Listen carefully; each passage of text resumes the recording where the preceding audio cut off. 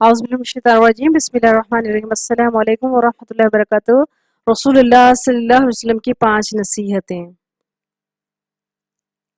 हज़रत अनस रज़ी अल्लाह अन्हु फरमाते हैं कि रसूलुल्लाह सल्लल्लाहु अलैहि वसल्लम ने मुझे 5 बातों की वसीयत फरमाई।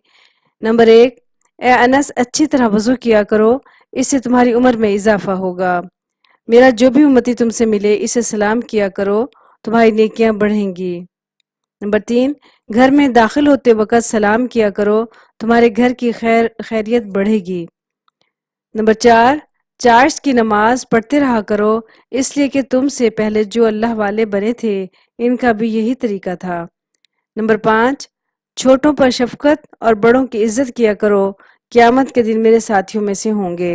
आजकल ये माहौल बन चुका है कि ना छोटों पे शफकत की जाती है, ना बड़ों की इज्जत की जाती है, तो इस चीज़ का ख़ास तौर पे हमें ख्याल रखना चाहिए। बाकी जो आप सच में नसीहतें फरमाएं उन तमाम पर हमें अमल करना चाहिए। अल्लाह ताला इन तमाम नसीहतों पर हमें अमल करने की तौफीक और सआदत नसीब फरमाए, ताकि ये हमारे लिए आखिरत के लिए बेहतरीन नेकियों का सामान बन जाए। आमीन या रब्बुल आलमीन। अस्सलामु अलैकुम वरहमतुल्लाहि वबरकातुहू।